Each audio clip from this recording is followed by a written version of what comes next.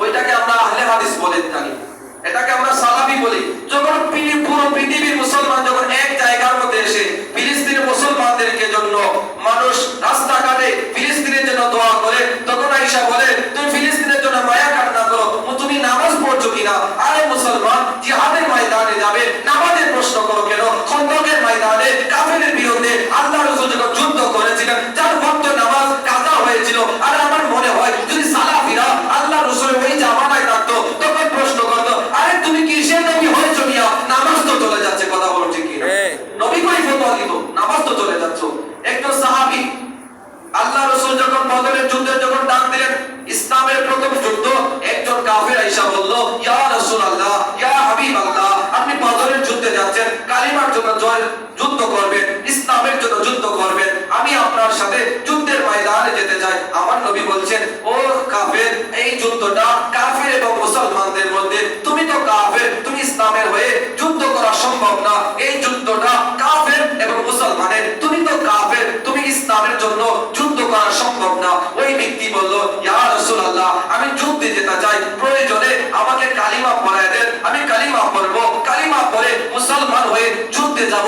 আল্লাহ রাসূল সঙ্গে সঙ্গে কালিমা পড়িয়ে রাসূলুল্লাহ ওই সাহাবীকে নিয়ে জান্নাত ওই বদরের যুদ্ধে রওনা দিলেন। ওই ব্যক্তি আবার জিজ্ঞেস করলো, ইয়া রাসূলুল্লাহ, আমি কালিমা পড়েছি, যুদ্ধ করব, যুদ্ধের মধ্যে শহীদ হতে পারি, গাজী হতে পারি, ইয়া রাসূলুল্লাহ একবার বলবেন কি, আমি যদি ইসলামের জন্য শহীদ হই, আমি যদি ইসলামের জন্য নিজের জীবন দেই, আমার লাভ কি হবে? আমার নবী বলছেন, ও সাহাবী, তুমি যদি কালিমার জন্য জীবন দাও, আমি নবী বলে দিলাম তুমি জান্নাতি, জান্নাতি, জান্নাতি। ওই সাহাবী যুদ্ধের ময়দানে শহীদ হয়ে গিয়েছে। আমার নবী সাহাবীদেরকে ডাক দিলেন, ও আমার সাহাবীরা, শুনে নাও, দুনিয়ার মধ্যে সবচেয়ে দামি যে একটা ডিল করেছে, সবচেয়ে উত্তম যে ডিলটা করেছে, ওই আমার সাহাবী। ওই সাহাবী যুদ্ধের বিনিময়ে, নিজের জীবনের বিনিময়ে জান্নাত কিনে নিয়েছে।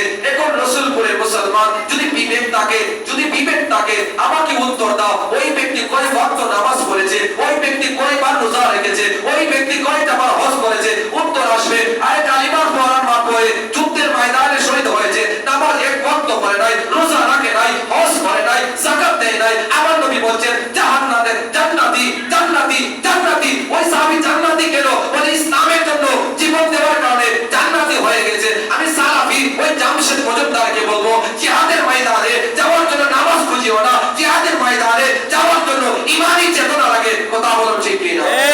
ইহুদিদের দালালি করো, ইসরায়েলের দালালি করলে তোমাকে ফিলিস্তিন তোমার কাছে খারাপ মনে হবে। আর যদি ইসলাম যদি তোমার ভিতরে লালন করো, যদি তোমার ভিতরে ঈমান থাকে, তোমার কাছে যুদ্ধ, তোমার কাছে মানববন্ধন, তোমার কাছে শ্রেষ্ঠ মনে হবে। কথা বলো ঠিক কিনা? তো সালাফিদের সাথে মুসলমানদের কোনো সম্পর্ক নাই। তার মানে কি তারা ইহুদি অমুসলিম? হ্যাঁ, তাদেরকে আমাদের আকীদা অনুযায়ী তারা মুসলমান না। আহলে হাদিস তারা মুসলমান না। তাদের মধ্যে ইসলামের লেবাস আছে, খোদার কসম ইসলাম তাদের ভিতরে নাই। শুধু এটা আমাদের আকীদা। কওমি বলেন, জামাত ইসলাম বলেন, হেফাজতুল ইসলাম বলেন, সবার আকীদা, এদের মধ্যে ইসলাম নাই। তারা সমাজের মধ্যে এসেছে ইসলামটাকে ঘরে ঘরে মধ্যে ভাগ করার জন্য, ইসলামটাকে দলে দলে বিভক্ত করার জন্য। এই যে সালাউদ্দিন আইয়ুবী রাহমাতুল্লাহি আলাইহি যখন বাইতুল মুকাদ্দাস জয় করেছিলেন, দেখলেন সমাজের মধ্যে ফিতনা শুরু হয়ে গেল। বাইতুল মুকাদ্দাস যিনি জয় করলেন, সুলতান সালাউদ্দিন আইয়ুবী রাহমাতুল্লাহি আলাইহি, তিনি কি করলেন? সবাইকে নিয়ে বসলেন।